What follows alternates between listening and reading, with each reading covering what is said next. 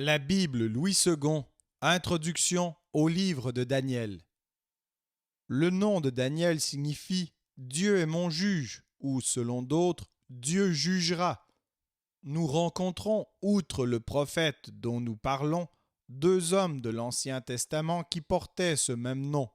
L'un est un fils de David mentionné en 1 Chronique 3:1, l'autre est un lévite de la maison d'Ithamar qui revint avec Esdras de la captivité de Babylone, en Esdras 8, verset 2.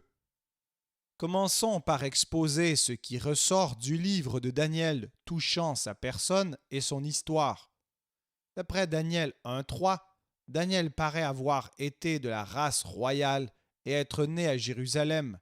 Dans tous les cas, il descendait d'une famille illustre.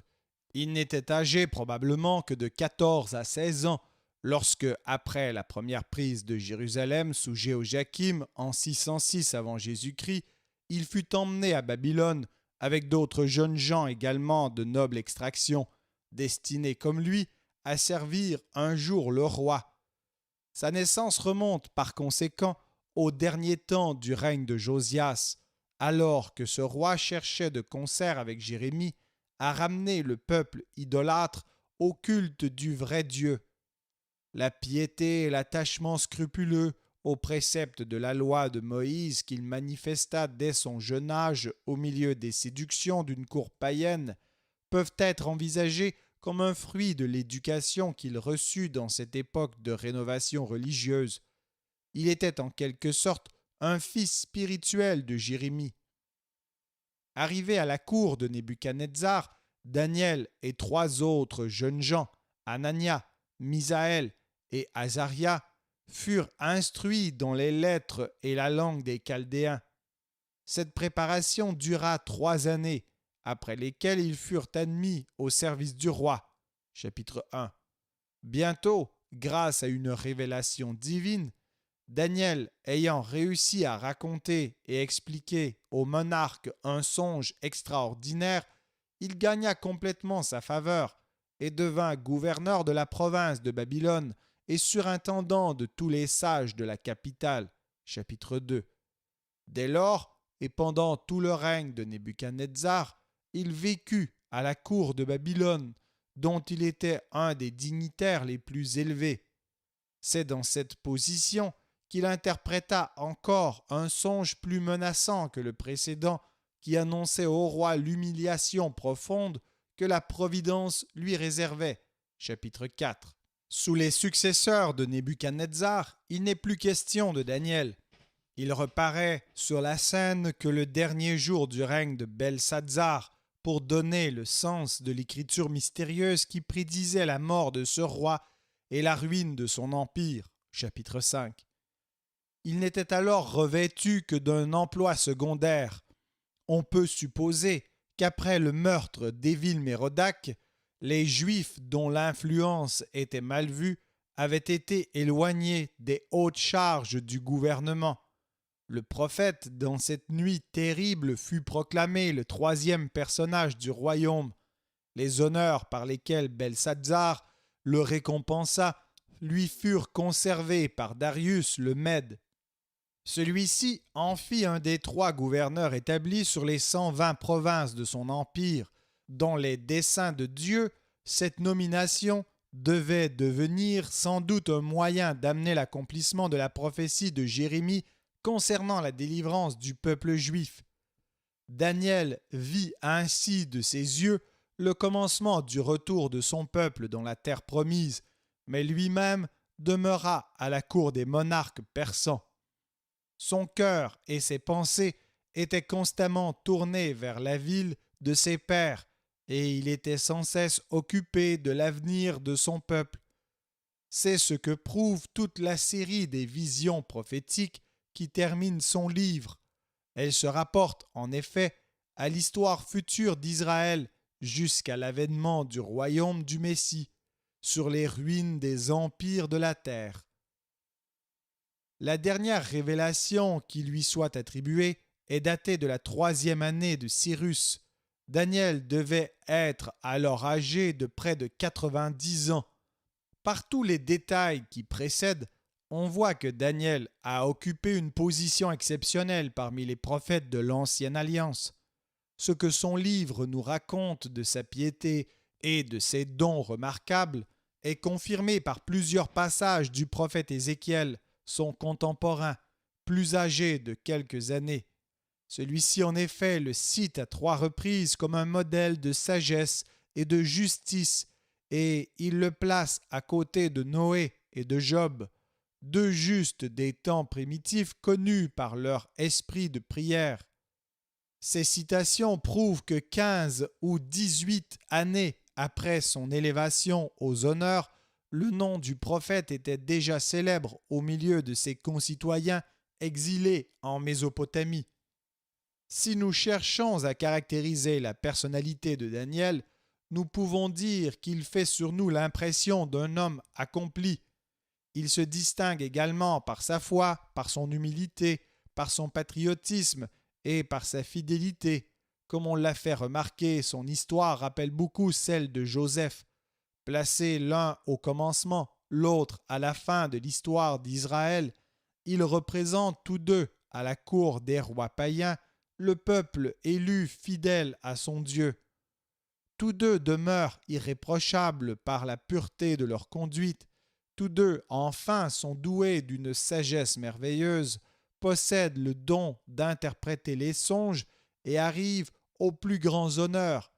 Ils sont des types du vrai Israël destiné à être un jour la lumière des nations. Daniel est un des plus grands caractères qui apparaissent dans les derniers siècles de l'Ancienne Alliance.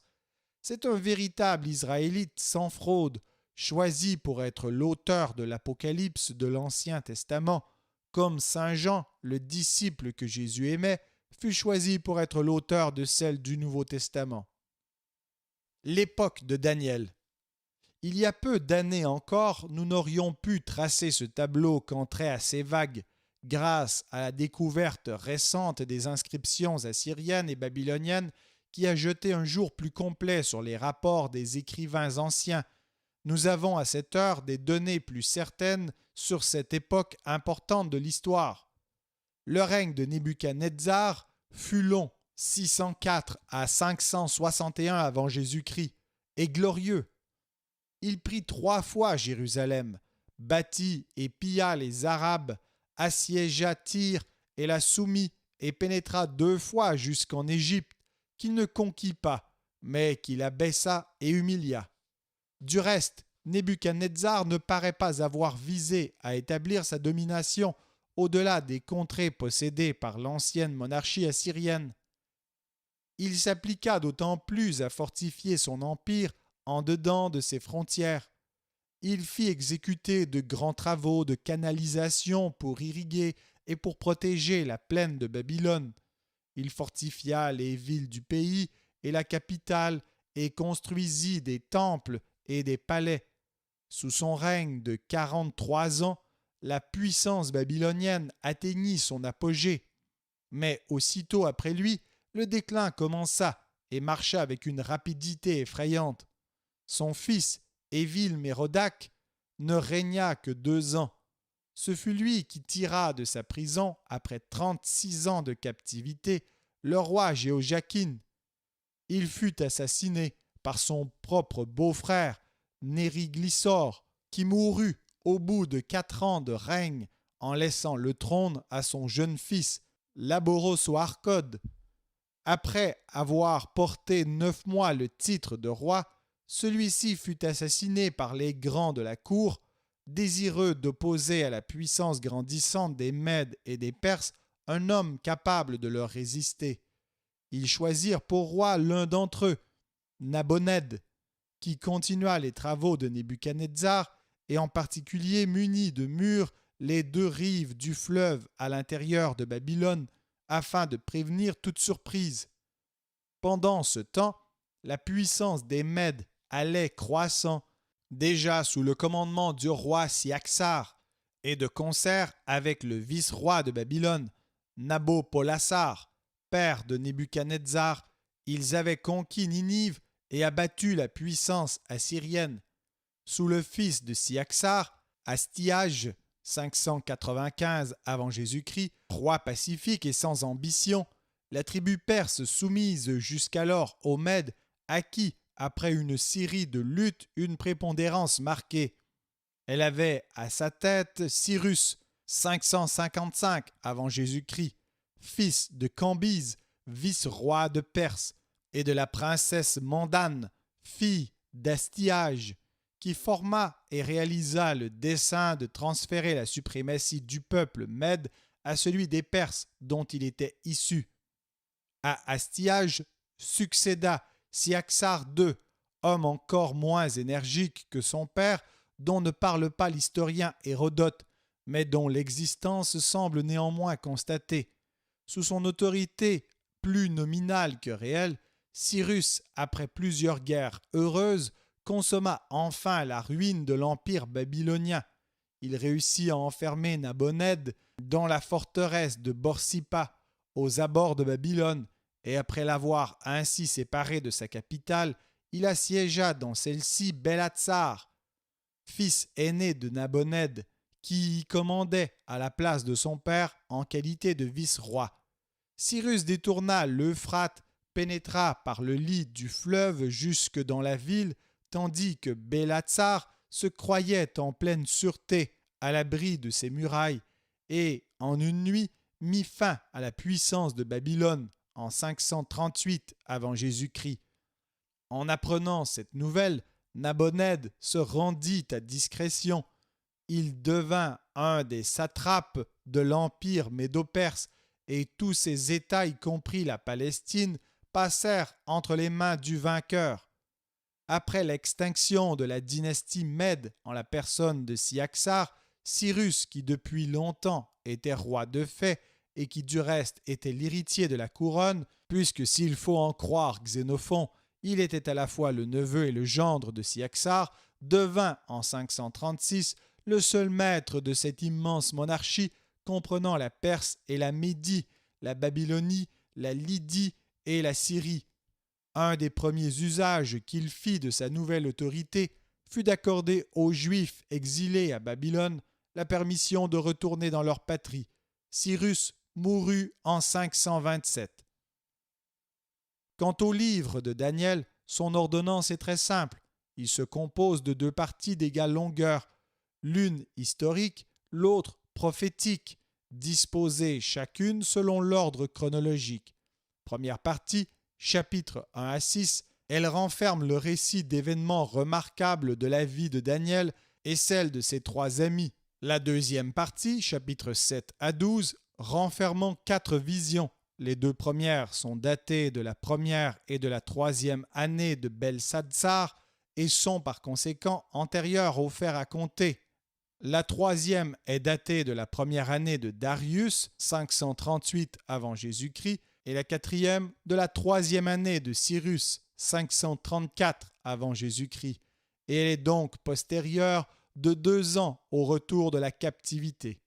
Ce livre ne se donne point comme ayant été composé par le prophète lui-même. Dans toute la partie historique, il est parlé de Daniel à la troisième personne. Dans la notice qui ouvre la série des visions, le rédacteur se distingue expressément de Daniel, dont le songe est ensuite raconté à la première personne. Une autre particularité de ce livre, c'est que, tel que nous le possédons, il est écrit en 2 langues, d'abord en hébreu, puis à partir du chapitre 2, verset 4, où les mages répondent à Nebuchadnezzar en araméen. Cette dernière langue, au lieu de cesser, comme on pourrait s'y attendre à la fin de la partie historique, au chapitre 6, empiète sur la partie prophétique et continue jusqu'à la fin du chapitre 7, pour faire de nouveau place à l'hébreu. Placé au centre des 2 monarchies babylonienne et persane, Daniel contemple le panorama de l'histoire universelle. Son livre présente sous forme de prophétie un tableau abrégé de l'histoire du monde depuis Nebuchadnezzar, l'an 600 avant Jésus-Christ, jusqu'à l'établissement définitif et encore à venir du royaume messianique.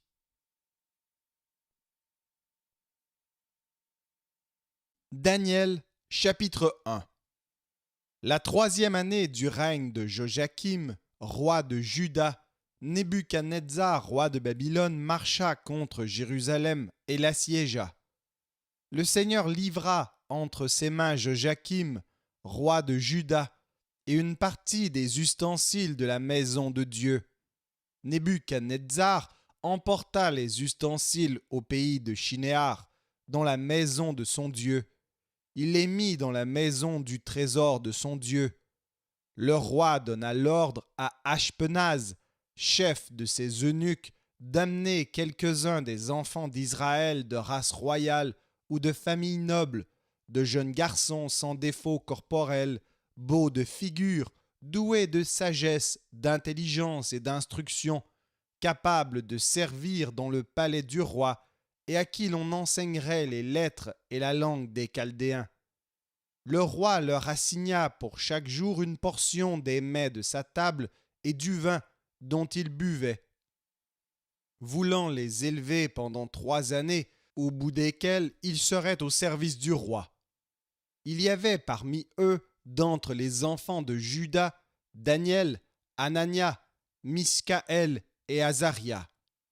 Le chef des eunuques leur donna des noms, à Daniel celui de Belshazzar, à Anania celui de Shadrach, à Mishaël celui de Méshach et à Azaria celui d'Abed-Négo.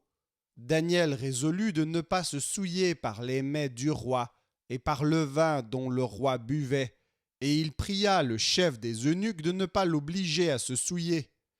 Dieu fit trouver à Daniel faveur et grâce devant le chef des eunuques. Le chef des eunuques dit à Daniel : « Je crains mon seigneur le roi, qui a fixé ce que vous devez manger et boire, car pourquoi verrait-il votre visage plus abattu que celui des jeunes gens de votre âge ?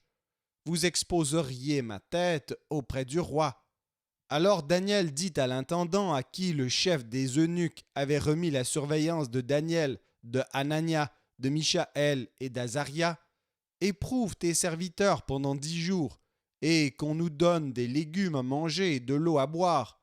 Tu regarderas ensuite notre visage et celui des jeunes gens qui mangent les mets du roi, et tu agiras avec tes serviteurs d'après ce que tu auras vu. » Il leur accorda ce qu'ils demandaient, et les éprouva pendant 10 jours. Au bout de 10 jours, ils avaient meilleur visage et plus d'embonpoint que tous les jeunes gens qui mangeaient les mets du roi. L'intendant emportait les mets et le vin qui leur étaient destinés, et il leur donnait des légumes. Dieu accorda à ces 4 jeunes gens de la science, de l'intelligence, dans toutes les lettres, et de la sagesse, et Daniel expliquait toutes les visions et tous les songes.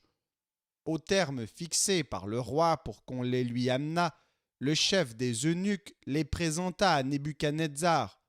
Le roi s'entretint avec eux, et parmi tous ces jeunes gens, il n'en trouva aucun comme Daniel, Anania, Mishaël et Azaria. Ils furent donc admis au service du roi. Sur tous les objets qui réclamaient de la sagesse et de l'intelligence et sur lesquels le roi les interrogeait, il les trouvait 10 fois supérieurs à tous les magiciens et astrologues qui étaient dans tout son royaume. Ainsi fut Daniel jusqu'à la première année du roi Cyrus.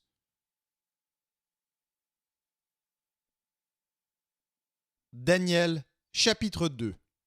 La seconde année du règne de Nebuchadnezzar, Nebuchadnezzar eut des songes. Il avait l'esprit agité et ne pouvait dormir. Le roi fit appeler les magiciens, les astrologues, les enchanteurs et les chaldéens pour qu'ils lui disent ses songes. Ils vinrent et se présentèrent devant le roi.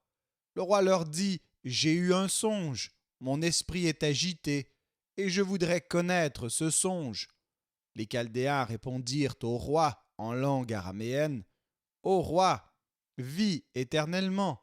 Dis le songe à tes serviteurs, et nous en donnerons l'explication. » Le roi reprit la parole et dit aux Chaldéens : « La chose m'a échappé.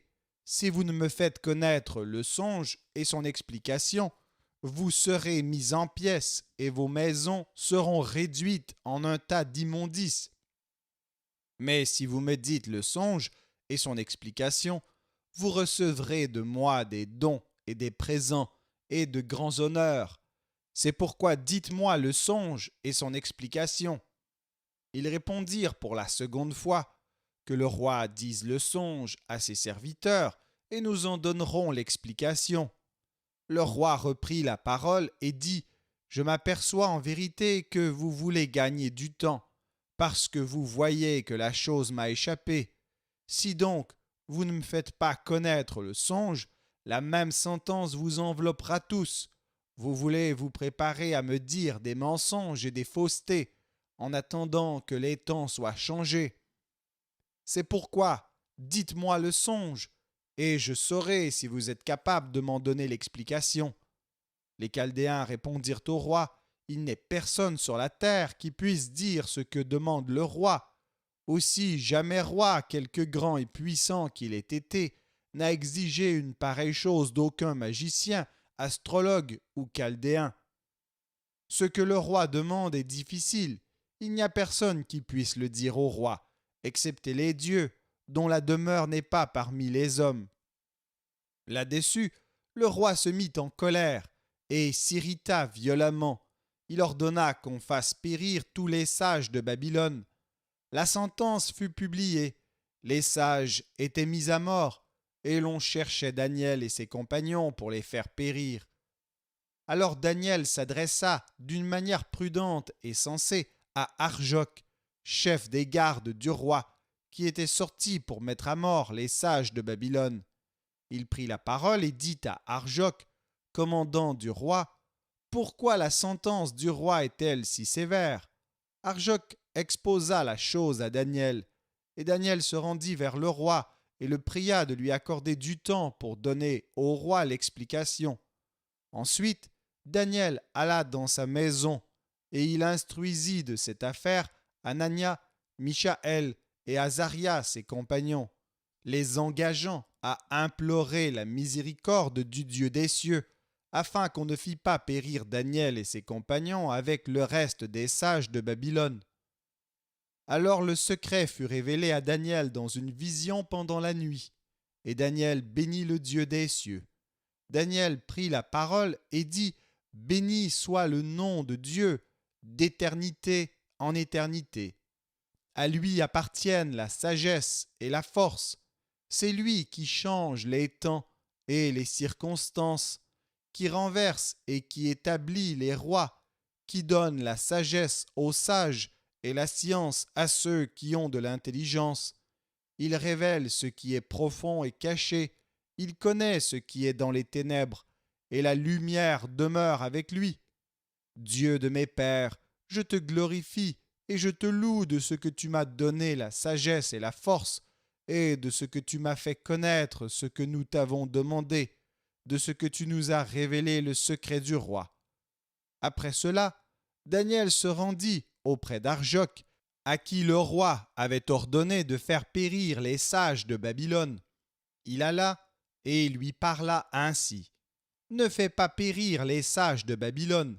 Conduis-moi devant le roi, et je donnerai au roi l'explication. » Arjoc conduisit promptement Daniel devant le roi, et lui parla ainsi. « J'ai trouvé parmi les captifs de Juda un homme qui donnera l'explication au roi. » Le roi prit la parole et dit à Daniel, qu'on nommait Belshazzar, « Es-tu capable de me faire connaître le songe que j'ai eu et son explication ?»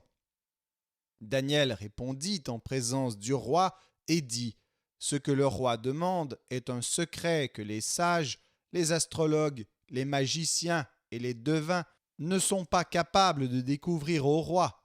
Mais il y a dans les cieux un Dieu qui révèle les secrets et qui a fait connaître au roi Nebuchadnezzar ce qui arrivera dans la suite des temps. Voici ton songe et les visions que tu as eues sur ta couche. Sur ta couche, ô roi, il t'est monté des pensées touchant ce qui sera après ce temps-ci. Et celui qui révèle les secrets t'a fait connaître ce qui arrivera. Si ce secret m'a été révélé, ce n'est point qu'il y ait en moi une sagesse supérieure à celle de tous les vivants, mais c'est afin que l'explication soit donnée au roi et que tu connaisses les pensées de ton cœur. Ô roi, tu regardais, et tu voyais une grande statue. Cette statue était immense et d'une splendeur extraordinaire. Elle était debout devant toi, et son aspect était terrible. La tête de cette statue était d'or pur, sa poitrine et ses bras étaient d'argent, son ventre et ses cuisses étaient d'airain, ses jambes de fer, ses pieds en partie de fer et en partie d'argile. Tu regardais lorsqu'une pierre se détacha sans le secours d'aucune main, frappa les pieds de fer et d'argile de la statue et les mit en pièces. Alors le fer, l'argile, l'airain, l'argent et l'or furent brisés ensemble et devinrent comme la balle qui s'échappe du nerf en été. Le vent les emporta et nulle trace n'en fut retrouvée. Mais la pierre qui avait frappé la statue devint une grande montagne et remplit toute la terre. Voilà le songe. Nous en donnerons l'explication devant le roi. Ô roi, tu es le roi des rois, car le Dieu des cieux t'a donné l'empire, la puissance, la force et la gloire.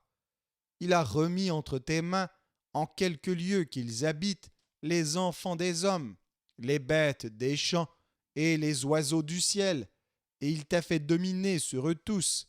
C'est toi qui es la tête d'or.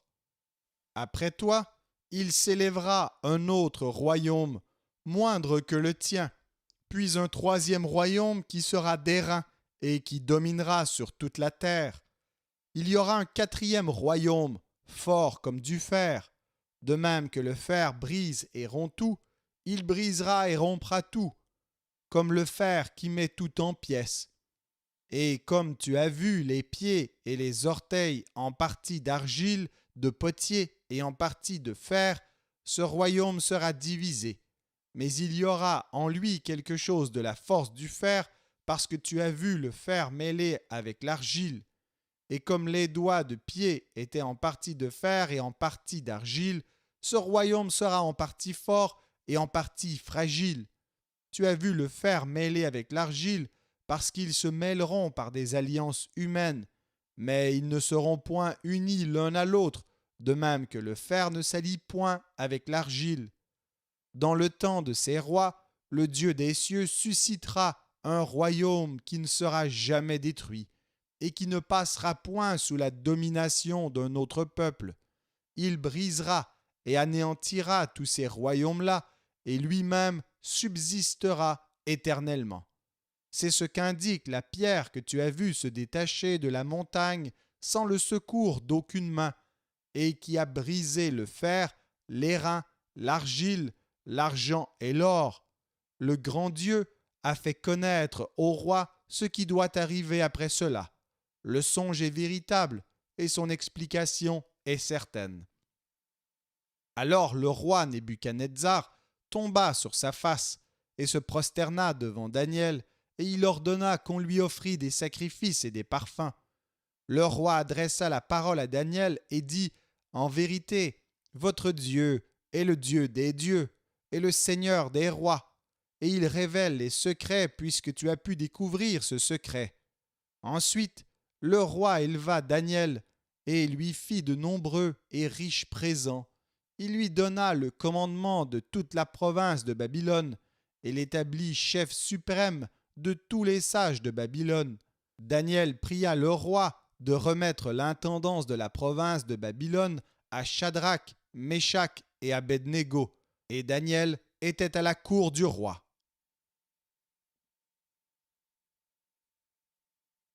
Daniel, chapitre 3. Le roi Nebuchadnezzar fit une statue d'or, haute de 60 coudées et large de 6 coudées. Il la dressa dans la vallée de Dura, dans la province de Babylone. Le roi Nebuchadnezzar fit convoquer les satrapes, les intendants et les gouverneurs, les grands juges, les trésoriers, les jurisconsultes, les juges et tous les magistrats des provinces pour qu'ils se rendissent à la dédicace de la statue qu'avait élevée le roi Nebuchadnezzar.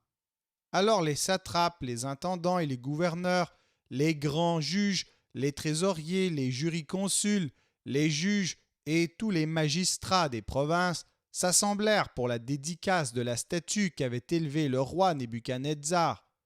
Ils se placèrent devant la statue qu'avait élevée Nebuchadnezzar. Un héros cria à haute voix : « Voici ce qu'on vous ordonne, peuple, nation, hommes de toute langue. Au moment où vous entendrez le son de la trompette, du chalumeau, de la guitare, de la sambuc, du psalterion, de la cornemuse et de toutes sortes d'instruments de musique, vous vous prosternerez et vous adorerez la statue d'or qu'a élevée le roi Nebuchadnezzar. Quiconque ne se prosternera pas et n'adorera pas sera jeté à l'instant même au milieu d'une fournaise ardente. C'est pourquoi, au moment où tous les peuples entendirent le son de la trompette, du chalumeau, de la guitare, de la sambuc, du psalterion et de toutes sortes d'instruments de musique, tous les peuples, les nations, les hommes de toute langue se prosternèrent et adorèrent la statue d'or qu'avait élevée le roi Nebuchadnezzar. À cette occasion, et dans le même temps, quelques Chaldéens s'approchèrent et accusèrent les Juifs. Ils prirent la parole et dirent au roi Nebuchadnezzar : « Ô roi, vis éternellement.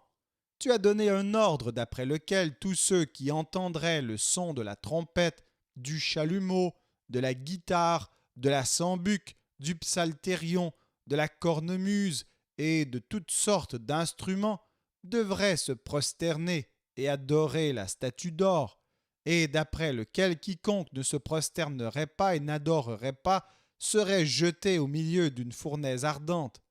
Or, il y a des Juifs à qui tu as remis l'intendance de la province de Babylone, Shadrach, Méshach et Abednego, hommes qui ne tiennent aucun compte de toi, ô roi.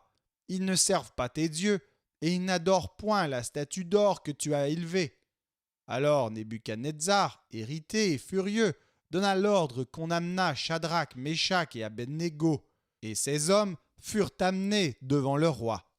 Nebuchadnezzar prit la parole et leur dit : « Est-ce de propos délibérés, Shadrach, Méshach et Abednego, que vous ne servez pas mes dieux et que vous n'adorez pas la statue d'or que j'ai élevée ? Maintenant, tenez-vous prêts, et au moment où vous entendrez le son de la trompette, du chalumeau, de la guitare, de la sambuc, du psalterion, de la cornemuse et de toutes sortes d'instruments, vous vous prosternerez et vous adorerez la statue que j'ai faite. Si vous ne l'adorez pas, vous serez jetés à l'instant même au milieu d'une fournaise ardente. Et quel est le Dieu qui vous délivrera de ma main ? » Shadrach, Méshach et Abednego répliquèrent au roi Nebuchadnezzar : « Nous n'avons pas besoin de te répondre là-dessus. Voici notre Dieu que nous servons peut nous délivrer de la fournaise ardente, et il nous délivrera de ta main, ô roi. Sinon, sache, ô roi, que nous ne servirons pas tes dieux, et que nous n'adorerons pas la statue d'or que tu as élevée. » Sur quoi Nebuchadnezzar fut rempli de fureur, et il changea de visage en tournant ses regards contre Shadrach, Méshach et Abednego. Il reprit la parole et ordonna de chauffer la fournaise 7 fois plus qu'il ne convenait de la chauffer. Puis il commanda à quelques-uns des plus vigoureux soldats de son armée de lier Shadrach, Méshach et Abednego et de les jeter dans la fournaise ardente. Ces hommes furent liés avec leurs caleçons, leurs tuniques, leurs manteaux et leurs autres vêtements, et jetés au milieu de la fournaise ardente. Comme l'ordre du roi était sévère et que la fournaise était extraordinairement chauffée, la flamme tua les hommes qui y avaient jeté Shadrach, Méshach et Abednego. Et ces 3 hommes, Shadrach, Méshach et Abednego, tombèrent liés au milieu de la fournaise ardente. Alors le roi Nebuchadnezzar fut effrayé et se leva précipitamment. Il prit la parole et dit à ses conseillers : « N'avons-nous pas jeté au milieu du feu 3 hommes liés ? » Ils répondirent au roi : « Certainement, ô roi. » Il reprit et dit : eh bien, je vois 4 hommes sans lien qui marchent au milieu du feu et qui n'ont point de mal. Et la figure du 4e ressemble à celle d'un fils des dieux. » Ensuite, Nebuchadnezzar s'approcha de l'entrée de la fournaise ardente et, prenant la parole, il dit : « Shadrach, Meshach et Abednego, serviteurs du Dieu suprême, sortez et venez. » Et Shadrach, Meshach et Abednego sortirent du milieu du feu. Les satrapes, les intendants, les gouverneurs et les conseillers du roi s'assemblèrent.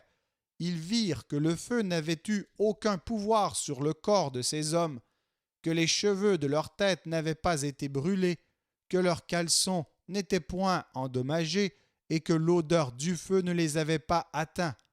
Nebuchadnezzar prit la parole et dit : « Béni soit le Dieu de Shadrach, de Meshach et d'Abednego, lequel a envoyé son ange et délivré ses serviteurs qui ont eu confiance en lui et qui ont violé l'ordre du roi et livré leur corps plutôt que de servir et d'adorer aucun autre Dieu que leur Dieu.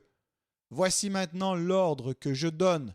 Tout homme, à quelque peuple, nation ou langue qu'il appartienne, qui parlera mal du Dieu de Shadrach, de Meshach et d'Abednego, sera mis en pièces, et sa maison sera réduite en un tas d'immondices, parce qu'il n'y a aucun autre Dieu qui puisse délivrer comme lui. » Après cela, le roi fit prospérer Shadrach, Meshach et Abednego dans la province de Babylone.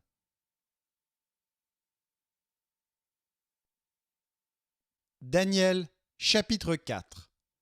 Nebuchadnezzar, roi à tous les peuples, aux nations, aux hommes de toute langue, qui habitent sur toute la terre, que la paix vous soit donnée avec abondance.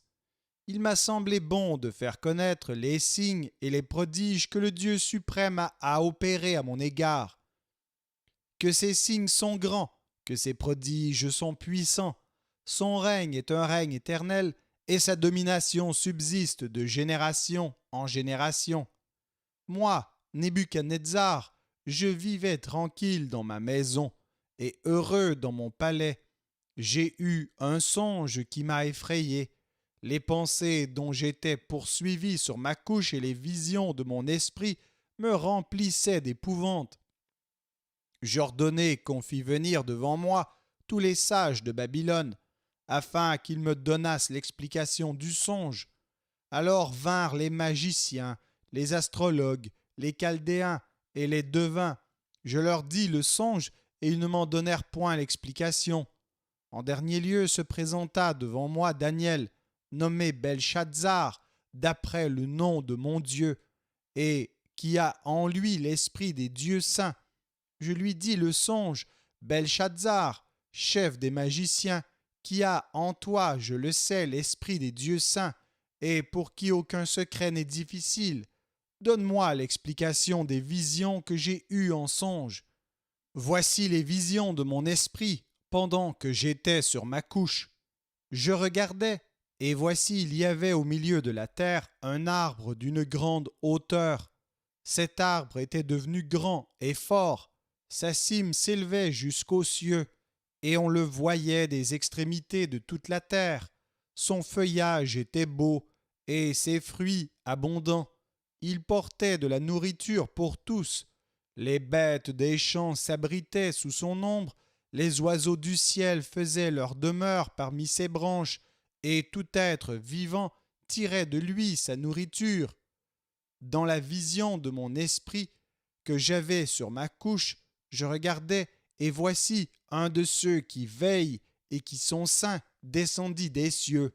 Il cria avec force et parla ainsi : Abattez l'arbre et coupez ses branches, secouez le feuillage et dispersez les fruits, que les bêtes fuient de dessous et les oiseaux du milieu de ses branches. Mais laissez en terre le tronc où se trouvent les racines, et liez-le avec des chaînes de fer et d'airain parmi l'herbe des champs, qu'il soit trempé de la rosée du ciel, et qu'il ait comme les bêtes l'herbe de la terre pour partage. Son cœur d'homme lui sera ôté, et un cœur de bête lui sera donné, et 7 temps passeront sur lui.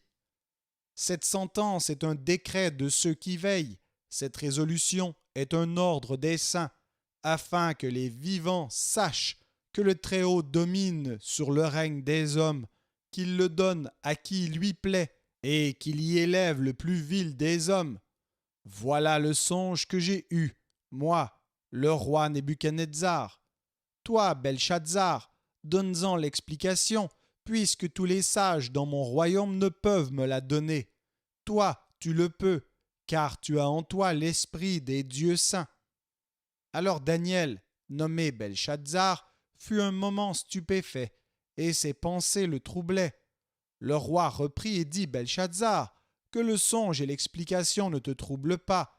Et Belshazzar répondit: Mon Seigneur, que le songe soit pour tes ennemis et son explication pour tes adversaires. L'arbre que tu as vu, qui était devenu grand et fort, dont la cime s'élevait jusqu'aux cieux et qu'on voyait de tous les points de la terre, cet arbre dont le feuillage était beau et les fruits abondants, qui portait de la nourriture pour tous, sous lequel s'abritaient les bêtes des champs, et parmi les branches duquel les oiseaux du ciel faisaient leur demeure, c'est toi, ô roi, qui es devenu grand et fort, dont la grandeur s'est accrue et s'est élevée jusqu'aux cieux, et dont la domination s'étend jusqu'aux extrémités de la terre. Le roi a vu l'un de ceux qui veillent et qui sont saints descendre des cieux et dire: Abattez l'arbre et détruisez-le, mais laissez en terre le tronc où se trouvent les racines, et liez-le avec des chaînes de fer et d'airain parmi l'herbe des champs, qu'il soit trempé de la rosée du ciel, et que son partage soit avec les bêtes des champs, jusqu'à ce que 7 ans soient passés sur lui. Voici l'explication, ô roi. Voici le décret du Très-Haut qui s'accomplira sur mon Seigneur le roi. On te chassera du milieu des hommes, tu auras ta demeure avec les bêtes des champs, et l'on te donnera comme aux bœufs de l'herbe à manger. Tu seras trempé de la rosée du ciel, et 7 ans passeront sur toi, jusqu'à ce que tu saches que le Très-Haut domine sur le règne des hommes, et qu'il le donne à qui il lui plaît. L'ordre de laisser le tronc où se trouvent les racines de l'arbre signifie que ton royaume te restera, quand tu reconnaîtras que celui qui domine est dans les cieux. C'est pourquoi, ô roi, puisse mon conseil te plaire. Mets un terme à tes péchés en pratiquant la justice, et à tes iniquités en usant de compassion envers les malheureux, et ton bonheur pourra se prolonger. Toutes ces choses se sont accomplies sur le roi Nebuchadnezzar. Au bout de 12 mois, comme il se promenait dans le palais royal à Babylone, le roi prit la parole et dit: N'est-ce pas ici Babylone, la grande, que j'ai bâtie, comme résidence royale par la puissance de ma force et pour la gloire de ma magnificence? La parole était encore dans la bouche du roi qu'une voix descendit du ciel. Apprends, roi Nebuchadnezzar, qu'on va t'enlever le royaume. On te chassera du milieu des hommes. Tu auras ta demeure avec les bêtes des champs. On te donnera comme aux bœufs de l'herbe à manger. Et 7 ans passeront sur toi, jusqu'à ce que tu saches que le Très-Haut domine sur le règne des hommes et qu'il le donne à qui il lui plaît. Au même instant, la parole s'accomplit sur Nebuchadnezzar. Il fut chassé du milieu des hommes, il mangea de l'herbe comme les bœufs, son corps fut trempé de la rosée du ciel, jusqu'à ce que ses cheveux crussent comme les plumes des aigles et ses ongles comme ceux des oiseaux. Après le temps marqué, moi, Nebuchadnezzar, je levai les yeux vers le ciel, et la raison me revint. J'ai béni le Très-Haut, j'ai loué et glorifié celui qui vit éternellement, celui dont la domination est une domination éternelle et dont le règne subsiste de génération en génération. Tous les habitants de la terre ne sont à ses yeux que néant. Il agit comme il lui plaît avec l'armée des cieux et avec les habitants de la terre. Et il n'y a personne qui résiste à sa main et qui lui dise: Que fais-tu? En ce temps, la raison me revint. La gloire de mon royaume, ma magnificence et ma splendeur me furent rendues. Mes conseillers, mes grands me redemandèrent. Je fus rétabli dans mon royaume et ma puissance ne fit que s'accroître. Maintenant, moi, Nebuchadnezzar, je loue, j'exalte et je glorifie le roi des cieux, dont toutes les œuvres sont vraies, et les voies justes, et qui peut abaisser ceux qui marchent avec orgueil.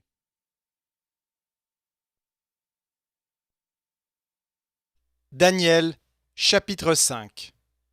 Le roi Belshazzar donna un grand festin à ses grands, au nombre de 1000, et il but du vin à leur présence. Belshazzar, quand il eut goûté au vin, fit apporter les vases d'or et d'argent que son père Nebuchadnezzar avait enlevés du temple de Jérusalem, afin que le roi et ses grands, ses femmes et ses concubines s'en servissent pour boire. Alors on apporta les vases d'or qui avaient été enlevés du temple de la maison de Dieu à Jérusalem. Et le roi et ses grands, ses femmes et ses concubines s'en servirent pour boire.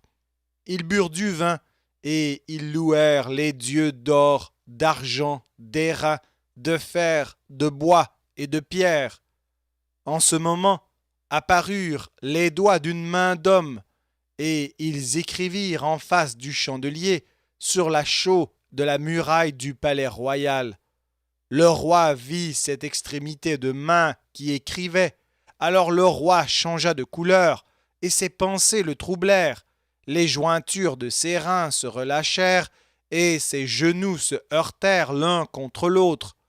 Le roi cria avec force qu'on fit venir les astrologues, les chaldéens et les devins. Et le roi prit la parole et dit aux sages de Babylone: Quiconque lira cette écriture et m'en donnera l'explication sera revêtu de pourpre, portera un collier d'or à son cou et aura la 3e place dans le gouvernement du royaume. Tous les sages du roi entrèrent, mais ils ne purent pas lire l'écriture et en donner au roi l'explication. Sur quoi le roi Belshazzar fut très effrayé. Il changea de couleur et ses grands furent consternés. La reine, à cause des paroles du roi et de ses grands, entra dans la salle du festin et prit ainsi la parole. Ô roi, vis éternellement, que tes pensées ne te troublent pas et que ton visage ne change pas de couleur. Il y a dans ton royaume un homme qui a en lui l'esprit des dieux saints, et du temps de ton père, on trouva chez lui des lumières de l'intelligence et une sagesse semblable à la sagesse des dieux. Aussi le roi Nebuchadnezzar, ton père, l'établit chef des magiciens, des astrologues, des chaldéens, des devins, parce qu'on trouva chez lui, chez Daniel, nommé par le roi Belshazzar, un esprit supérieur, de la science et de l'intelligence, la faculté d'interpréter les songes, d'expliquer les énigmes et de résoudre les questions difficiles. Que Daniel soit donc appelé, et il donnera l'explication. Alors Daniel fut introduit devant le roi. Le roi prit la parole et dit à Daniel: Es-tu ce Daniel, l'un des captifs de Juda, que le roi mon père a amené de Juda? J'ai appris sur ton compte que tu as en toi l'esprit des dieux, et qu'on trouve chez toi des lumières, de l'intelligence et une sagesse extraordinaire.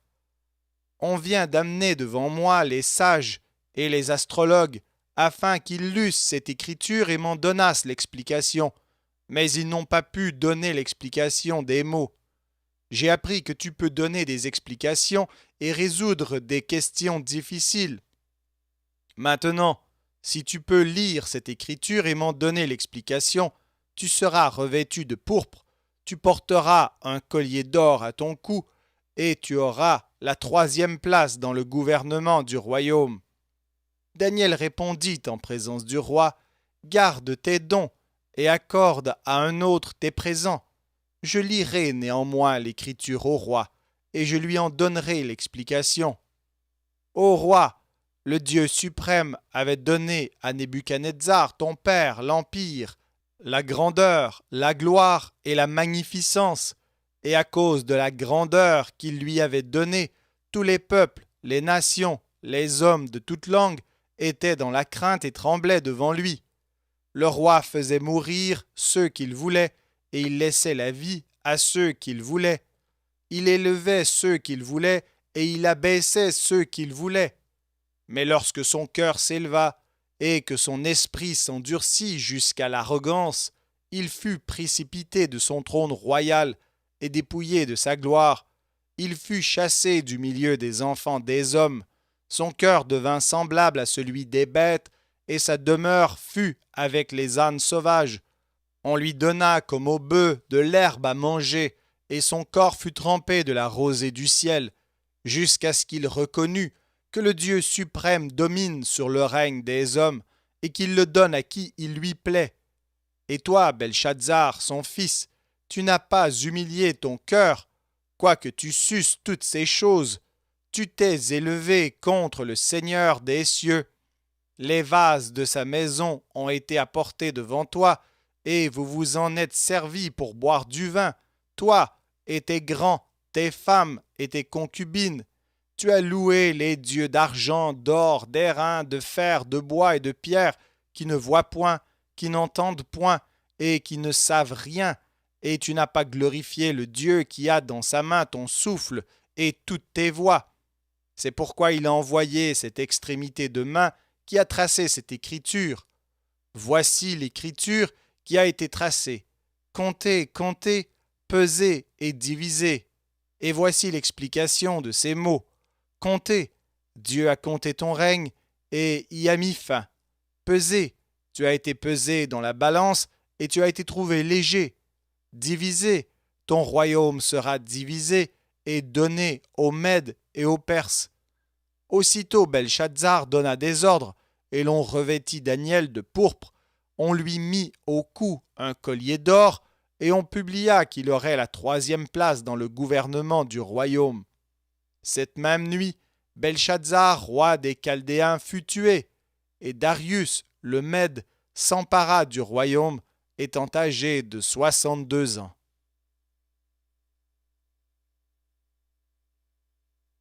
Daniel, chapitre 6.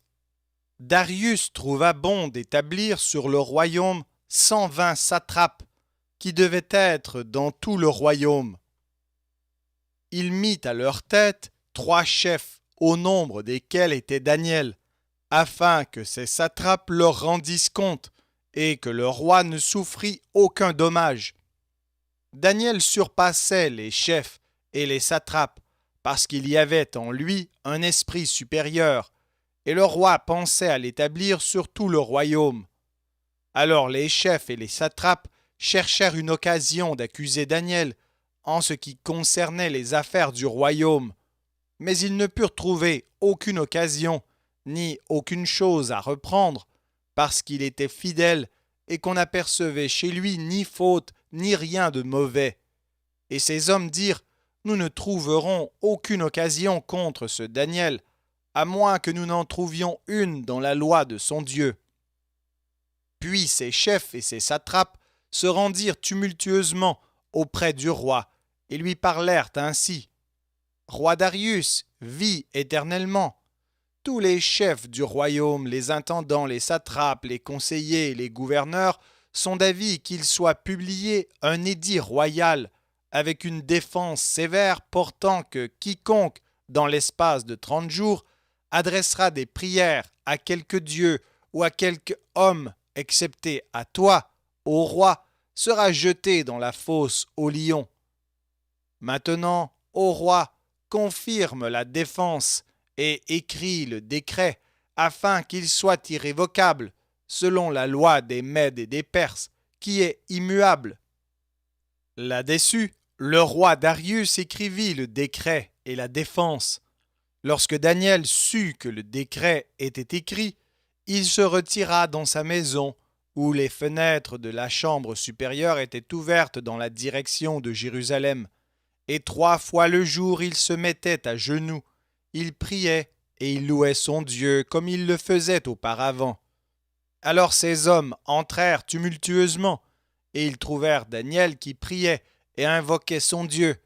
Puis ils se présentèrent devant le roi et lui dirent au sujet de la défense royale: N'as-tu pas écrit une défense portant que quiconque dans l'espace de 30 jours adresserait des prières à quelque dieu ou à quelque homme, excepté à toi, ô roi, serait jeté dans la fosse aux lions?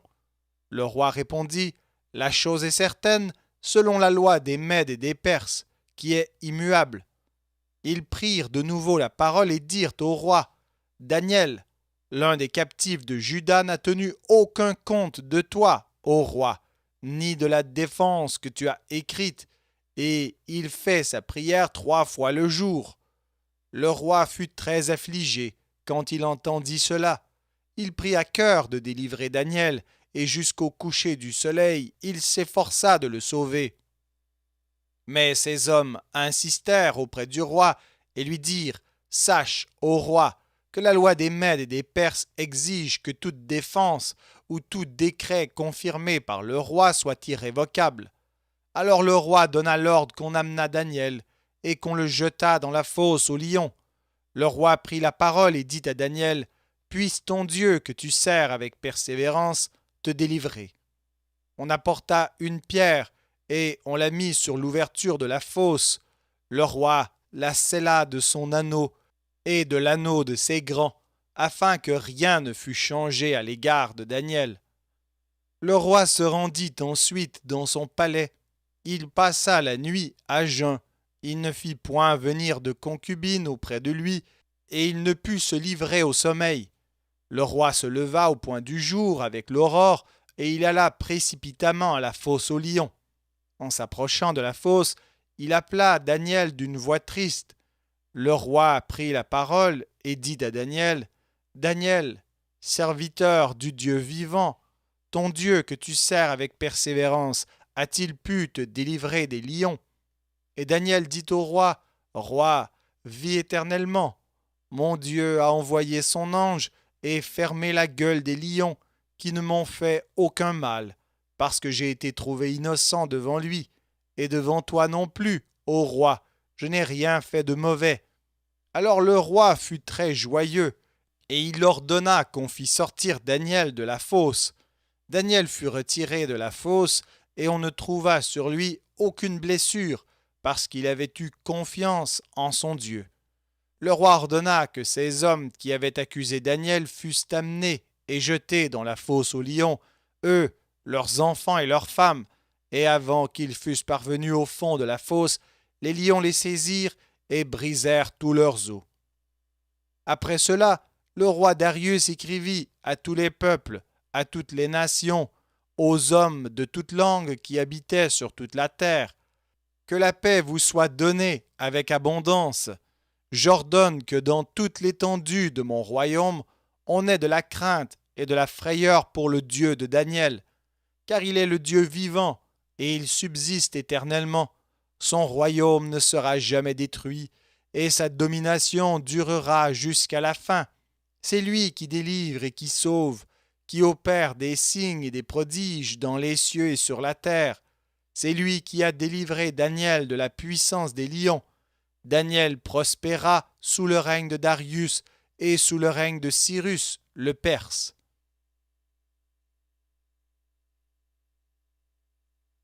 Daniel, chapitre 7. La première année de Belshazzar, roi de Babylone, Daniel eut un songe et des visions de son esprit pendant qu'il était sur sa couche. Ensuite, il écrivit le songe et raconta les principales choses. Daniel commença et dit: Je regardais pendant ma vision nocturne, et voici, les 4 vents des cieux firent irruption sur la grande mer, et 4 grands animaux sortirent de la mer, différents l'un de l'autre. Le premier était semblable à un lion et avait des ailes d'aigle. Je regardai jusqu'au moment où ses ailes furent arrachées. Il fut enlevé de terre et mis debout sur ses pieds comme un homme, et un cœur d'homme lui fut donné. Et voici un second animal était semblable à un ours, et se tenait sur un côté. Il avait 3 côtes dans la gueule entre les dents, et on lui disait: Lève-toi, mange beaucoup de chair. Après cela, je regardai, et voici, un autre était semblable à un léopard, et avait sur le dos 4 ailes comme un oiseau. Cet animal avait 4 têtes, et la domination lui fut donnée. Après cela, je regardai pendant mes visions nocturnes, et voici, il y avait un 4e animal terrible, épouvantable et extraordinairement fort. Il avait de grandes dents de fer, il mangeait, brisait et il foulait aux pieds ce qui restait. Il était différent de tous les animaux précédents, et il avait 10 cornes. Je considérai les cornes, et voici une autre petite corne sortie du milieu d'elle, et 3 des premières cornes furent arrachées devant cette corne, et voici, elle avait des yeux comme des yeux d'homme, et une bouche qui parlait avec arrogance. Je regardai pendant que l'on plaçait des trônes, et l'ancien des jours s'assit. Son vêtement était blanc comme la neige, et les cheveux de sa tête étaient comme de la laine pure. Son trône était comme des flammes de feu, et les roues comme un feu ardent. Un fleuve de feu coulait et sortait de devant lui. 1000 milliers le servaient, et 10 000 millions se tenaient en sa présence. Les juges s'assirent, et les livres furent ouverts. Je regardai alors, à cause des paroles arrogantes que prononçait la corne, et tandis que je regardais, l'animal fut tué, et son corps fut anéanti, livré au feu pour être brûlé. Les autres animaux furent dépouillés de leur puissance, mais une prolongation de vie leur fut accordée jusqu'à un certain temps. Je regardai pendant mes visions nocturnes, et voici, sur les nuées des cieux, arriva quelqu'un de semblable à un fils de l'homme. Il s'avança vers l'ancien des jours, et on le fit approcher de lui. On lui donna la domination, la gloire et le règne, et tous les peuples, les nations et les hommes de toute langue le servirent. Sa domination est une domination éternelle, qui ne passera point, et son règne ne sera jamais détruit. Moi, Daniel, j'eus l'esprit troublé au-dedans de moi, et les visions de ma tête m'effrayèrent. Je m'approchai de l'un de ceux qui étaient là, et je lui demandai ce qu'il y avait de vrai dans toutes ces choses. Il me le dit, et m'en donna l'explication. Ces 4 grands animaux sont 4 rois qui s'élèveront de la terre, mais les saints du Très-Haut recevront le royaume, et ils posséderont le royaume éternellement, d'éternité en éternité. Ensuite, je désirais savoir la vérité sur le 4e animal, qui était différent de tous les autres, extrêmement terrible, qui avait des dents de fer et des ongles d'airain, qui mangeait, brisait et foulait aux pieds ce qui restait. Et sur les 10 cornes qu'il avait à la tête, et sur l'autre qui était sortie, et devant laquelle 3 étaient tombés, sur cette corne qui avait des yeux, une bouche parlant avec arrogance, et une plus grande apparence que les autres. Je vis cette corne faire la guerre aux saints, et l'emporter sur eux, jusqu'au moment où l'ancien des jours vint donner droit aux saints du Très-Haut, et le temps arriva où les saints furent en possession du royaume. Il me parla ainsi. Le 4e animal, c'est un 4e royaume qui existera sur la terre, différent de tous les royaumes, et qui dévorera toute la terre, la foulera et la brisera. Les 10 cornes, ce sont 10 rois qui s'élèveront de ce royaume. Un autre s'élèvera après eux. Il sera différent des premiers, et il abaissera 3 rois. Il prononcera des paroles contre le Très-Haut, il opprimera les saints du Très-Haut, et il espérera changer les temps et la loi, et les saints seront livrés entre ses mains pendant un temps, des temps et la moitié d'un temps. Puis viendra le jugement, et on lui ôtera sa domination, qui sera détruite et anéantie pour jamais. Le règne, la domination et la grandeur de tous les royaumes qui sont sous les cieux seront donnés au peuple des saints du Très-Haut. Son règne est un règne éternel, et tous les dominateurs le serviront et lui obéiront. Ici finirent les paroles. Moi, Daniel, je fus extrêmement troublé par mes pensées. Je changeai de couleur et je conservai ces paroles dans mon cœur.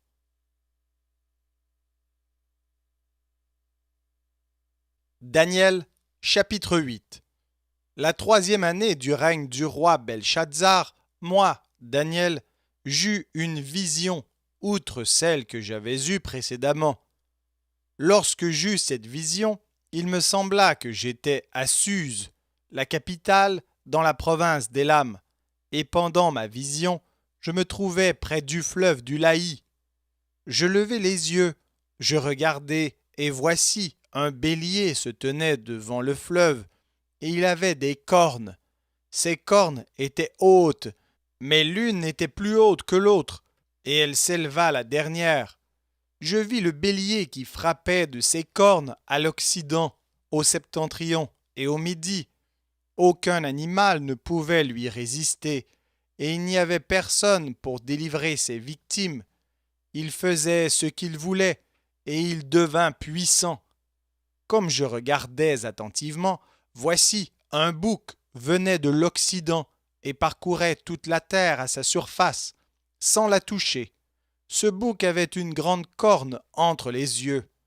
Il arriva jusqu'au bélier qui avait des cornes et que j'avais vu se tenant devant le fleuve, et il courut sur lui dans toute sa fureur.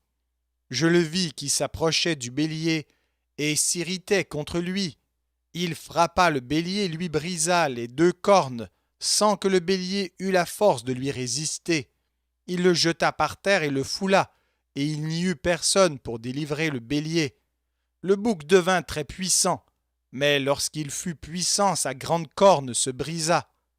4 grandes cornes s'élevèrent pour la remplacer aux 4 vents des cieux. De l'une d'elles sortit une petite corne qui s'agrandit beaucoup vers le Midi, vers l'Orient et vers le plus beau des pays. Elle s'éleva jusqu'à l'armée des cieux.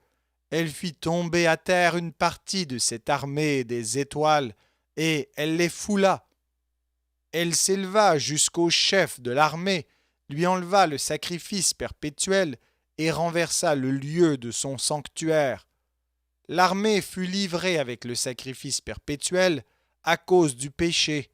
La corne jeta la vérité par terre et réussit dans ses entreprises.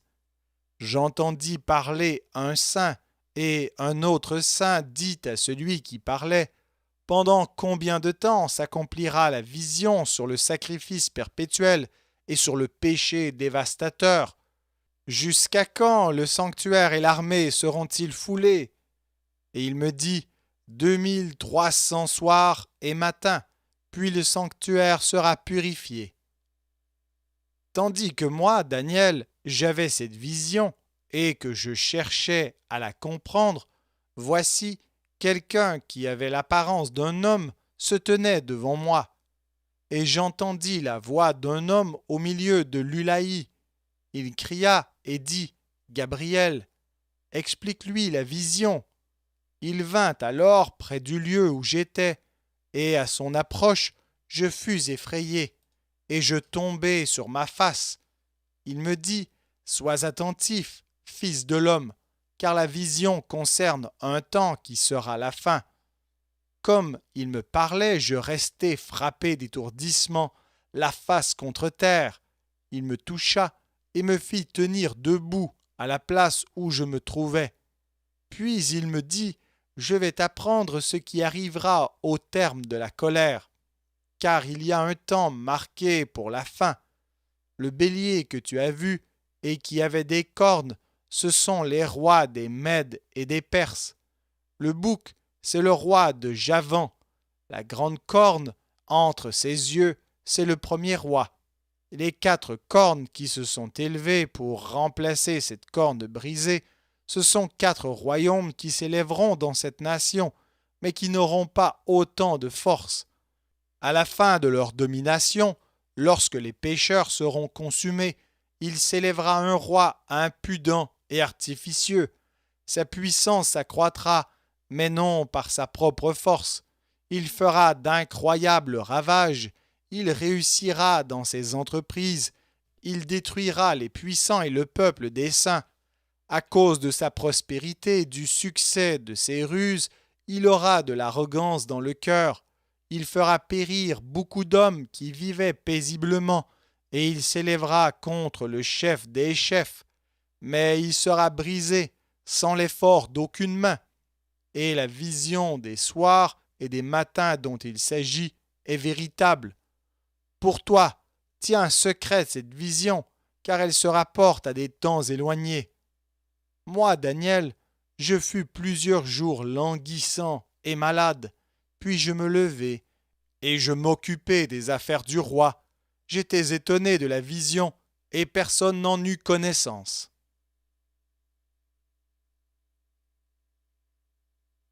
Daniel, chapitre 9. La première année de Darius, fils d'Assuérus de la race des Mèdes, lequel était devenu roi du royaume des Chaldéens, la première année de son règne, moi, Daniel, je vis par les livres qu'il devait s'écouler 70 ans pour les ruines de Jérusalem, d'après le nombre des années dont l'Éternel avait parlé à Jérémie le prophète. Je tournai ma face vers le Seigneur Dieu, afin de recourir à la prière et aux supplications, en jeûnant et en prenant le sac et la cendre. Je priai l'Éternel mon Dieu, et je lui fis cette confession. Seigneur, Dieu grand et redoutable, toi qui gardes ton alliance et qui fais miséricorde à ceux qui t'aiment et qui observent tes commandements, nous avons péché, nous avons commis l'iniquité, nous avons été méchants et rebelles, nous nous sommes détournés de tes commandements et de tes ordonnances. Nous n'avons pas écouté tes serviteurs, les prophètes, qui ont parlé en ton nom à nos rois, à nos chefs, à nos pères et à tout le peuple du pays. À toi, Seigneur, est la justice, et à nous la confusion de face. En ce jour, aux hommes de Juda, aux habitants de Jérusalem, et à tout Israël, à ceux qui sont près et à ceux qui sont loin dans tous les pays où tu les as chassés à cause des infidélités dont ils se sont rendus coupables envers toi. Seigneur, à nous la confusion de face, à nos rois, à nos chefs et à nos pères, parce que nous avons péché contre toi, auprès du Seigneur notre Dieu, la miséricorde et le pardon, car nous avons été rebelles envers lui. Nous n'avons pas écouté la voix de l'Éternel notre Dieu pour suivre ses lois qu'il avait mises devant nous par ses serviteurs les prophètes. Tout Israël a transgressé ta loi et s'est détourné pour ne pas écouter ta voix. Alors se sont répandues sur nous les malédictions et les imprécations qui sont écrites dans la loi de Moïse, serviteur de Dieu, parce que nous avons péché contre Dieu. Il a accompli les paroles qu'il avait prononcées contre nous et contre nos chefs qui nous ont gouvernés. Il a fait venir sur nous une grande calamité, et il n'en est jamais arrivé sous le ciel entier une semblable à celle qui est arrivée à Jérusalem. Comme cela est écrit dans la loi de Moïse, toute cette calamité est venue sur nous, et nous n'avons pas imploré l'Éternel notre Dieu. Nous ne nous sommes pas détournés de nos iniquités, nous n'avons pas été attentifs à ta vérité. L'Éternel a veillé sur cette calamité et l'a fait venir sur nous, car l'Éternel notre Dieu est juste dans toutes les choses qu'il a faites. Mais nous n'avons pas écouté sa voix. Et maintenant, Seigneur notre Dieu, toi qui as fait sortir ton peuple du pays d'Égypte par ta main puissante, et qui t'es fait un nom comme il l'est aujourd'hui, nous avons péché, nous avons commis l'iniquité. Seigneur, selon ta grande miséricorde, que ta colère et ta fureur se détournent de ta ville, de Jérusalem, de ta montagne sainte, car, à cause de nos péchés et des iniquités de nos pères, Jérusalem et ton peuple sont en opprobre à tous ceux qui nous entourent. Maintenant donc, ô notre Dieu, écoute la prière et les supplications de ton serviteur, et pour l'amour du Seigneur, fais briller ta face sur ton sanctuaire dévasté. Mon Dieu, prête l'oreille et écoute. Ouvre les yeux et regarde nos ruines. Regarde la ville sur laquelle ton nom est invoqué. Car ce n'est pas à cause de notre justice que nous te présentons nos supplications, c'est à cause de tes grandes compassions. Seigneur, écoute. Seigneur, pardonne. Seigneur, sois attentif. Agis et ne tarde pas, par amour pour toi, ô mon Dieu, car ton nom est invoqué sur ta ville et sur ton peuple. Je parlais encore, je priais, je confessais mon péché et le péché de mon peuple d'Israël, et je présentais mes supplications à l'Éternel mon Dieu, en faveur de la sainte montagne de mon Dieu. Je parlais encore dans ma prière quand l'homme, Gabriel, que j'avais vu précédemment dans une vision, s'approcha de moi d'un vol rapide au moment de l'offrande du soir. Il m'instruisit et s'entretint avec moi. Il me dit, Daniel, je suis venu maintenant pour ouvrir ton intelligence. Lorsque tu as commencé à prier, la parole est sortie, et je viens pour te l'annoncer, car tu es un bien-aimé. Sois attentif à la parole et comprends la vision. 70 semaines ont été fixées sur ton peuple et sur ta ville sainte pour faire cesser les transgressions et mettre fin au péché, pour expier l'iniquité et amener la justice éternelle, pour sceller la vision et le prophète et pour oindre le Saint des saints. Sache-le donc et comprends. Depuis le moment où la parole a annoncé que Jérusalem sera rebâtie jusqu'à loin au conducteur, il y a 7 semaines.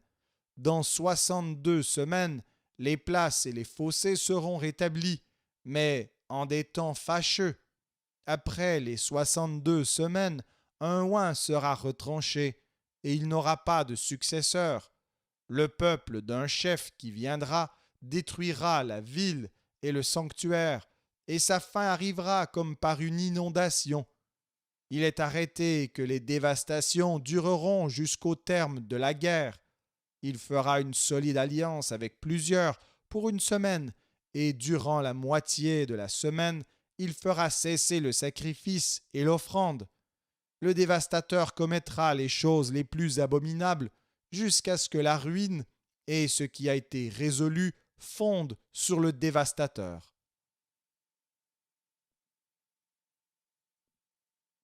Daniel, chapitre 10. La 3e année de Cyrus, roi de Perse, une parole fut révélée à Daniel, qu'on nommait Belshazzar. Cette parole, qui est véritable, annonce une grande calamité. Il fut attentif à cette parole, et il eut l'intelligence de la vision. En ce temps-là, moi, Daniel, je fus 3 semaines dans le deuil. Je ne mangeai aucun mets délicat.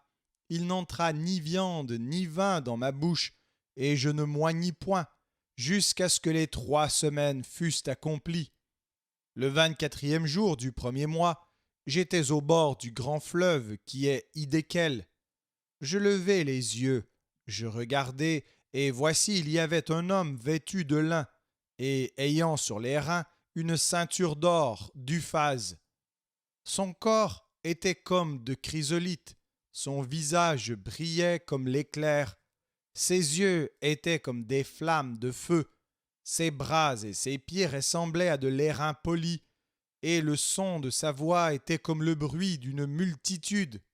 Moi, Daniel, je vis seul la vision, et les hommes qui étaient avec moi ne la virent point, mais ils furent saisis d'une grande frayeur, et ils prirent la fuite pour se cacher. Je restai seul, et je vis cette grande vision. Les forces me manquèrent, mon visage changea de couleur et fut décomposé, et je perdis toute vigueur. J'entendis le son de ces paroles, et comme j'entendais le son de ces paroles, je tombai frappé d'étourdissement, la face contre terre. Et voici, une main me toucha, et secoua mes genoux et mes mains. Puis il me dit, Daniel, homme bien-aimé, sois attentif aux paroles que je vais te dire, et tiens-toi debout à la place où tu es, car je suis maintenant envoyé vers toi. Lorsqu'il m'eut ainsi parlé, je me tins debout en tremblant. Il me dit, Daniel, ne crains rien, car dès le premier jour où tu as eu à cœur de comprendre et de t'humilier devant ton Dieu, tes paroles ont été entendues, et c'est à cause de tes paroles que je viens. Le chef du royaume de Perse m'a résisté 21 jours, mais voici Michaël, l'un des principaux chefs, est venu à mon secours, et je suis demeuré là auprès des rois de Perse. Je viens maintenant pour te faire connaître ce qui doit arriver à ton peuple dans la suite des temps, car la vision concerne encore ces temps-là. Tandis qu'il m'adressait ces paroles, je dirigeai mes regards vers la terre, et je gardai le silence. Et voici, quelqu'un qui avait l'apparence des fils de l'homme toucha mes lèvres. J'ouvris la bouche, je parlai, et je dis à celui qui se tenait devant moi, Mon Seigneur, la vision m'a rempli d'effroi, et j'ai perdu toute vigueur. Comment le serviteur de mon Seigneur pourrait-il parler à mon Seigneur? Maintenant les forces me manquent, et je n'ai plus de souffle. Alors celui qui avait l'apparence d'un homme me toucha de nouveau et me fortifia. Puis il me dit, Ne crains rien, homme bien-aimé, que la paix soit avec toi. Courage, courage.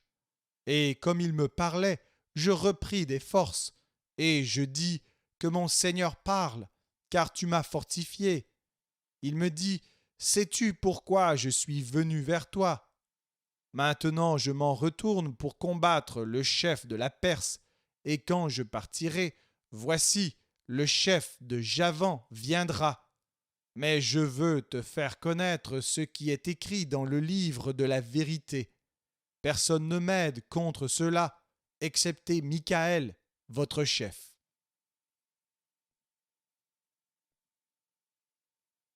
Daniel, chapitre 11. Et moi, la première année de Darius le Mède, j'étais auprès de lui pour l'aider et le soutenir. Maintenant, je vais te faire connaître la vérité. Voici, il y aura encore 3 rois en Perse. Le quatrième amassera plus de richesses que tous les autres, et quand il sera puissant par ses richesses, il soulèvera tout contre le royaume de Javan. Mais il s'élèvera un vaillant roi qui dominera avec une grande puissance et fera ce qu'il voudra. Et lorsqu'il sera élevé, son royaume se brisera et sera divisé vers les 4 vents des cieux. Il n'appartiendra pas à ses descendants, et il ne sera pas aussi puissant qu'il était, car il sera déchiré, et il passera à d'autres qu'à eux. Le roi du Midi deviendra fort, mais un de ses chefs sera plus fort que lui, et dominera. Sa domination sera puissante. Au bout de quelques années, ils s'allieront, et la fille du roi du Midi viendra vers le roi du Septentrion pour rétablir la concorde.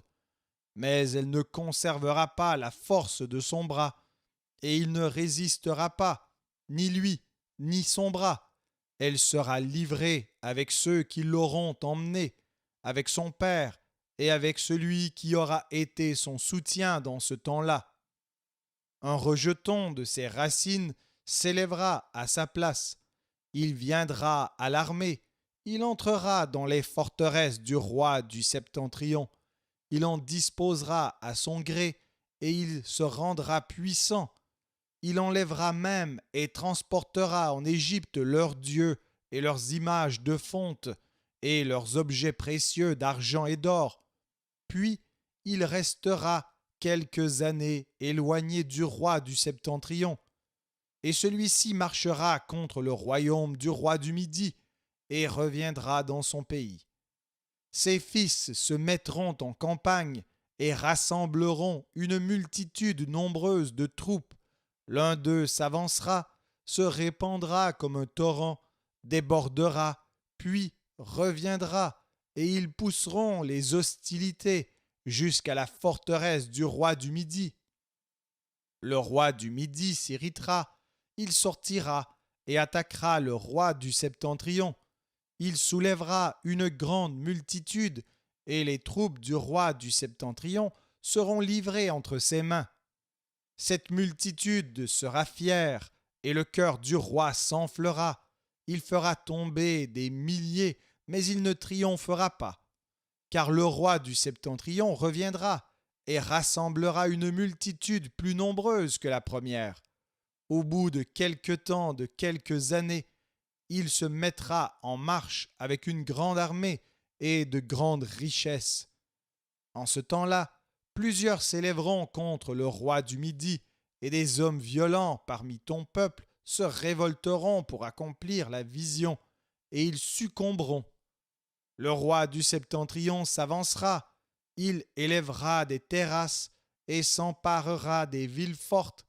Les troupes du Midi et l'élite du roi ne résisteront pas, elles manqueront de force pour résister. Celui qui marchera contre lui fera ce qu'il voudra, et personne ne lui résistera. Il s'arrêtera dans le plus beau des pays, exterminant ce qui tombera sous sa main. Il se proposera d'arriver avec toutes les forces de son royaume et de conclure la paix avec le roi du Midi. Il lui donnera sa fille pour femme, dans l'intention d'amener sa ruine, mais cela n'aura pas lieu et ne lui réussira pas. Il tournera ses vues du côté des îles et il en prendra plusieurs. Mais un chef mettra fin à l'opprobre qu'il voulait lui attirer et le fera retomber sur lui. Il se dirigera ensuite vers les forteresses de son pays et il chancellera. Il tombera et on ne le trouvera plus. Celui qui le remplacera fera venir un exacteur dans la plus belle partie du royaume, mais en quelques jours il sera brisé, et ce ne sera ni par la colère ni par la guerre. Un homme méprisé prendra sa place, sans être revêtu de la dignité royale.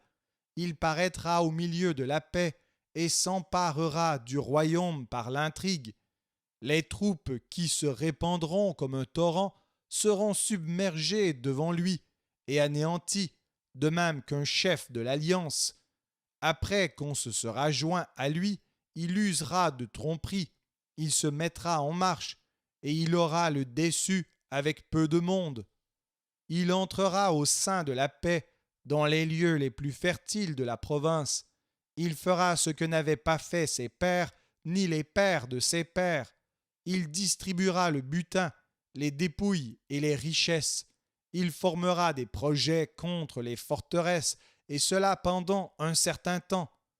À la tête d'une grande armée, il emploiera sa force et son ardeur contre le roi du Midi, et le roi du Midi s'engagera dans la guerre avec une armée nombreuse et très puissante.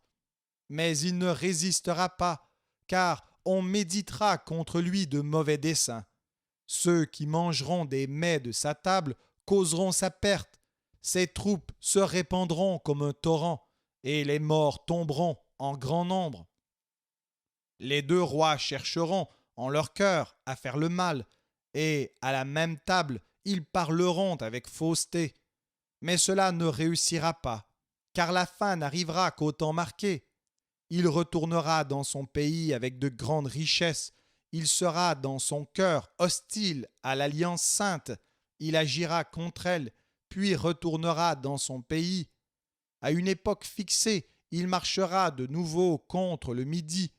Mais cette dernière fois, les choses ne se passeront pas comme précédemment. Des navires de Kittim s'avanceront contre lui. Découragé, il rebroussera, puis, furieux contre l'Alliance sainte, il ne restera pas inactif. À son retour, il portera ses regards sur ceux qui auront abandonné l'Alliance sainte. Des troupes se présenteront sur son ordre, elles profaneront le sanctuaire, la forteresse, elles feront cesser le sacrifice perpétuel et dresseront l'abomination du dévastateur. Il séduira par des flatteries les traîtres de l'alliance, mais ceux du peuple qui connaîtront leur Dieu agiront avec fermeté. et les plus sages parmi eux donneront instruction à la multitude. Il en est qui succomberont pour un temps à l'épée et à la flamme, à la captivité et au pillage. Dans le temps où ils succomberont, ils seront un peu secourus, et plusieurs se joindront à eux, par hypocrisie. Quelques-uns des hommes sages succomberont, afin qu'ils soient épurés, purifiés et blanchis jusqu'au temps de la fin, car elle n'arrivera qu'au temps marqué. Le roi fera ce qu'il voudra, il s'élèvera, il se glorifiera au-dessus de tous les dieux, et il dira des choses incroyables contre le Dieu des dieux. Il prospérera jusqu'à ce que la colère soit consommée, car ce qui est arrêté s'accomplira. Il n'aura égard ni au Dieu de ses pères, ni à la divinité qui fait les délices des femmes. Il n'aura égard à aucun Dieu, car il se glorifiera au-dessus de tous.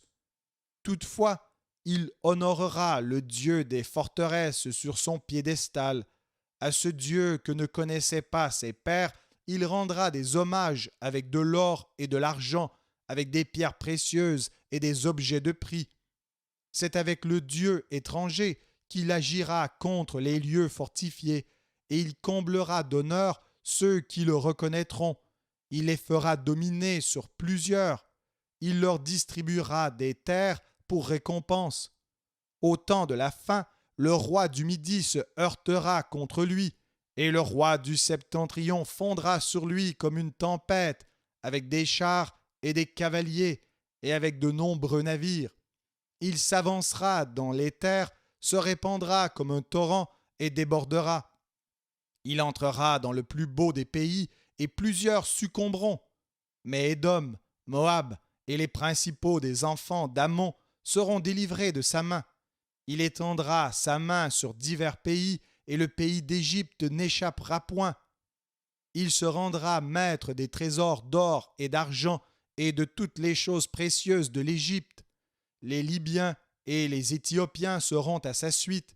Des nouvelles de l'Orient et du Septentrion viendront l'effrayer, et il partira avec une grande fureur pour détruire et exterminer des multitudes. Il dressera les tentes de son palais entre les mers vers la glorieuse et sainte montagne, puis il arrivera à la fin, sans que personne lui soit en aide.